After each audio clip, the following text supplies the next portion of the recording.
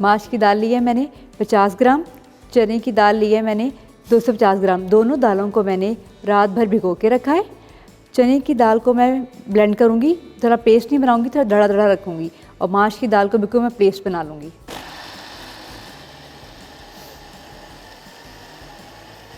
ये आप देखें, इसमें मैंने चम्मच से हिला रही हूँ कि ताकि ना ये जो नीचे दाल है ऊपर सब अच्छी तरह मिक्स हो जाए। और इसमें पानी ज़्यादा नहीं डालना आपने, कम से कम 1/4 कप आप डालना चाहें तो वो डाल लें। इसको दड़ा दड़ा हमें रखना है ताकि बैटर इसका गाढ़ा गाढ़ा रहे। ये देखिए ये तैयार हो गया है। मैंने कितना थिक सा बनाया है, गाढ़ा सा है ये। पानी आपने बिल्कुल थोड़ा डालना है, ज़्यादा नहीं डालना, ताकि ये आपका गाढ़ा गाढ़ा रहे। अब इसी जग में मैं माश की दाल भी डाल दूँगी। मैंने पानी नहीं डाला इसमें। ये दोनों को देखें, दालों को ब्लेंड किया था, इनको अच्छी तरह से मिक्स कर लें। ये देखें दाल अच्छी तरह से मिक्स हो गई है।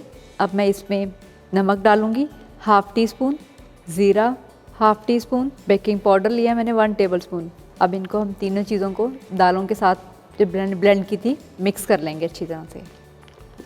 ये देखें आसान सी रेसिपी है लड्डू पेठियाँ, आप घर में बना सकते हैं, कोई महंगी भी नहीं है। दालें घर पे हमारे होती हैं, बनाएं मज़े से। सर्दियाँ हैं, बाहर जाने की भी ज़रूरत नहीं है। सफाई के साथ ये दालें अच्छी तरह से मिक्स हो गई हैं। अब हम इन्हें लड्डू की शेप देंगे और डीप फ्राई करेंगे। ये मैं ऑयल डाल रही हूँ फ्राइंग के लिए। ऑयल को ज़्यादा गर्म नहीं करना है आपने, मीडियम आंच पे और दरमियाना ही रहे।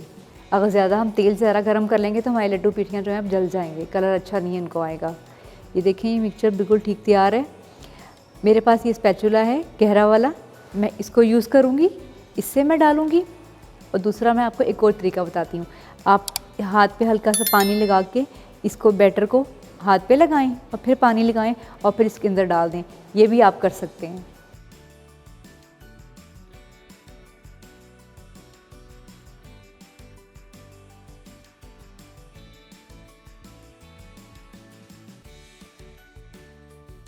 लड्डुओं को हम दरमियानी आंच पर फ्राई करेंगे।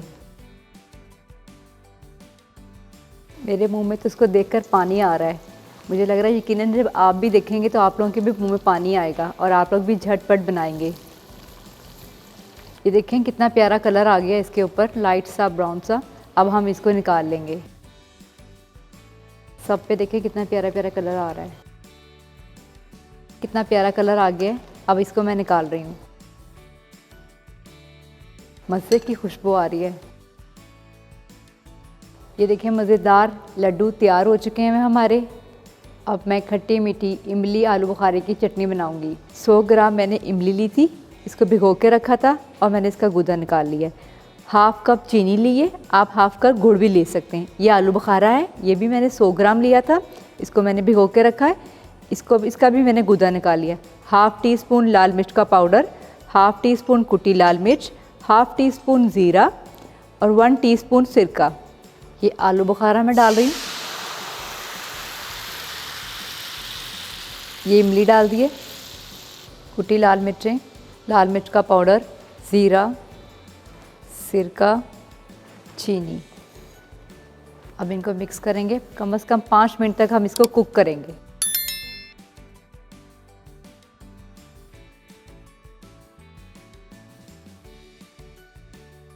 पाँच मिनट हो चुके हैं इसको कुक होते हुए।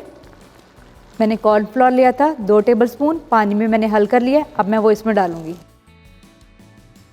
बस थोड़ा गाढ़ापन आ जाएगा फिर हम इसको उतार लेंगे। चटनी हमारी तैयार हो चुकी हुई है, इसको हम बाउल में निकाल लेंगे। 1/2 कप हरा धनिया, 1/2 कप पुदीना, 4 से 5 हरी मिर्चें, 1 लेमन वेज का जूस निकाल के डाल दिया।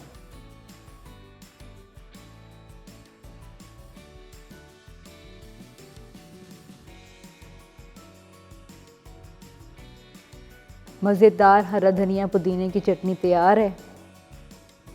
मैंने लड्डुओं को फ्लेवर देने के लिए कोयला ले लिया और साइड में मैं अब लड्डू लगाऊंगी। ये देखें इसमें बहुत मज़े का कोयले का फ्लेवर आ जाएगा। ये मैंने इसमें ऑयल डाला है और अब इसको मैं ढक दूंगी। सिर्फ चंद मिनट के लिए हम इसको ढकेंगे ताकि कोयलों का फ्लेवर लड्डुओं में आ जाए। ये देखिए ये हो गया है तैयार। अब मैं इसको डिश आउट करूँगी।